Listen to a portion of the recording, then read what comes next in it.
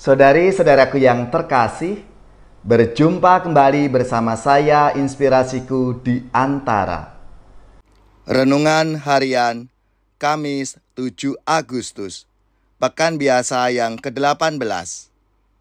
Semoga kita semua selalu dalam keadaan baik, sehat, dan tetap bersemangat. Marilah kita mengawali renungan kita hari ini dengan tanda kemenangan Kristus. Dalam nama Bapa dan Putra dan Roh Kudus. Amin. Allah Bapa yang Maha Bijaksana, Engkau telah menganugerahi gereja-Mu Santo Dominikus, pewarta ulung kebenaran-Mu.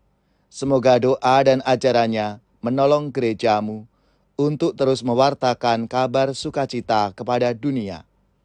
Dengan pengantaraan Yesus Kristus Putra-Mu Tuhan kami, yang bersama dengan Diko dalam persatuan Roh Kudus, hidup dan berkuasa Allah sepanjang segala masa.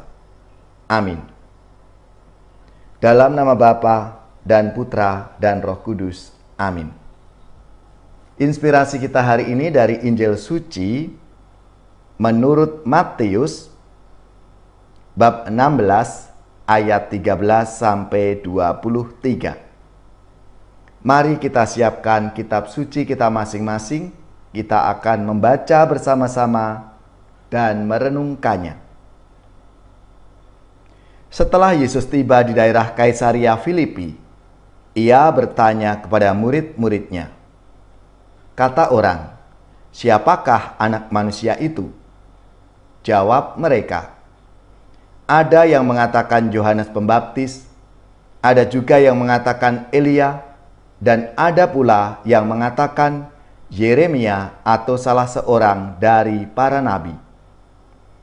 Lalu Yesus bertanya kepada mereka, "Tetapi apa katamu? Siapakah aku ini?" Maka jawab Simon Petrus, "Engkau adalah Mesias, Anak Allah yang hidup." Kata Yesus kepadanya, "Berbahagialah engkau Simon bin Yunus, sebab bukan manusia yang menyatakan itu kepadamu, melainkan Bapa-Ku yang di surga. Dan aku pun berkata kepadamu, engkau adalah Petrus, dan di atas batu karang ini, aku akan mendirikan jemaat-Ku, dan alam maut tidak akan menguasainya. Kepadamu akan kuberikan kunci kerajaan surga. Apa yang kau ikat di dunia ini akan terikat di surga, dan apa yang kau lepaskan di dunia ini akan terlepas di surga." Lalu Yesus melarang murid-muridnya supaya jangan memberitahukan kepada siapapun bahwa ia Mesias.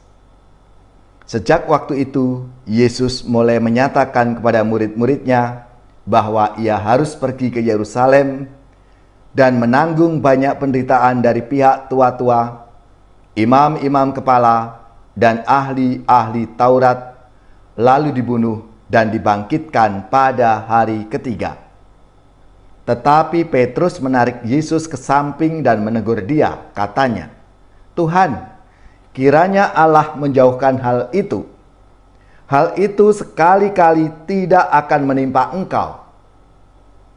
Maka Yesus berpaling dan berkata kepada Petrus, "Enyahlah iblis, engkau suatu batu sandungan bagiku, sebab engkau bukan memikirkan apa yang dipikirkan Allah, melainkan apa yang dipikirkan manusia." Demikianlah sabda Tuhan. Terpujilah Kristus. Dalam sabda Tuhan hari ini, Yesus meminta para muridnya untuk mengungkapkan secara eksplisit, "Apa katamu, siapakah aku ini?" Iman Kristiani bersifat relasional, lahir dan tumbuh dari pengalaman diselamatkan oleh Allah. Ada sesuatu yang menarik. Simon Petrus dipuji sekaligus dikecam. Ketika mengaku Yesus sebagai Mesias, yang merupakan pernyataan Allah melalui diri Simon. Ia dipuji dan diberi kepercayaan menjadi batu karang tempat jemaat didirikan. Namun, Yesus juga menegur Simon sebagai batu sandungan ketika ia membela dan melarang Yesus menyerahkan diri untuk menanggung penderitaan. Karena di sini Simon Petrus tidak siap untuk ikut menderita bersama Yesus. Dan Yesus tampaknya marah, kesal kepada Petrus dengan menyatakan, "Enyahlah iblis, engkau suatu batu sandungan bagiku, sebab engkau bukan memikirkan apa yang dipikirkan Allah, melainkan apa yang dipikirkan oleh manusia." Hal ini disebabkan Petrus tidak menghendaki Yesus sebagai Mesias itu mengalami sengsara, wafat, dan bangkit. Mesias yang dipikirkan oleh Petrus adalah seorang tokoh yang kuat, yang mampu mengalahkan semua musuhnya dan tidak akan mengalami penderitaan. Saudari-saudaraku yang terkasih, pribadi Petrus yang seperti itu mungkin juga menjadi gambaran diri kita, yang seringkali kita kurang memahami apa yang menjadi kehendak Allah. Padahal sebagai seorang beriman, kita diharapkan untuk selalu memahami dan hidup berdasarkan kehendak Allah itu. Kita perlu rendah hati dan mengalahkan diri, karena apa yang diinginkan dan dikehendaki Allah itu seringkali berbeda dengan kita, bahkan bertentangan dengan keinginan dan kehendak kita. Untuk itu, kita perlu mendasarkan hidup kita pada kehendaknya.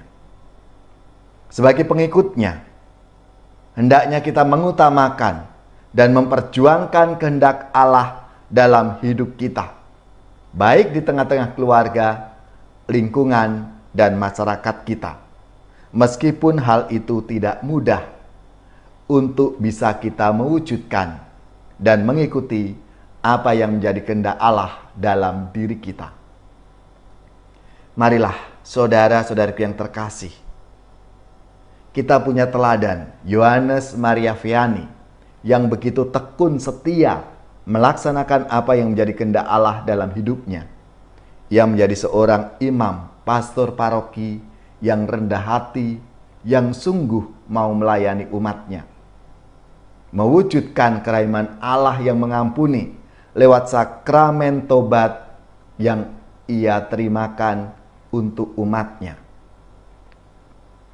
Saudari-saudaraku yang terkasih, marilah seturut teladan Yohanes Maria Vianney, kita semua diajak untuk semakin mewujudkan iman kita dengan menyadari dan melaksanakan apa yang menjadi kehendak Tuhan dalam hidup kita.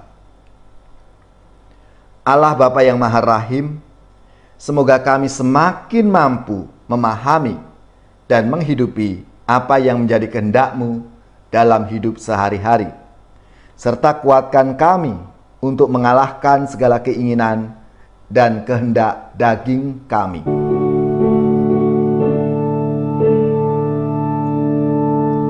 Bersabdalah Tuhan, kami mendengarkan. Bersabdalah Tuhan, kami mendengarkan. Pada sabda Tuhan, kami akan patuh. Pada sabda Tuhan, kami akan patuh. Saudari-saudaraku yang terkasih, marilah kita mengakhiri renungan kita hari ini dengan mohon berkat Tuhan dan menerima perutusan. Marilah kita siapkan hati kita. Semoga saudari-saudara sekalian, keluarga-keluarga dan komunitas kita, orang-orang yang kita doakan, mereka yang sakit, yang menderita, seluruh tugas, belajar, pekerjaan, usaha, serta karya pelayanan kita, dibimbing, dilindungi dan diberkati oleh Allah yang Maha Kuasa, Bapa dan Putra dan Roh Kudus. Amin.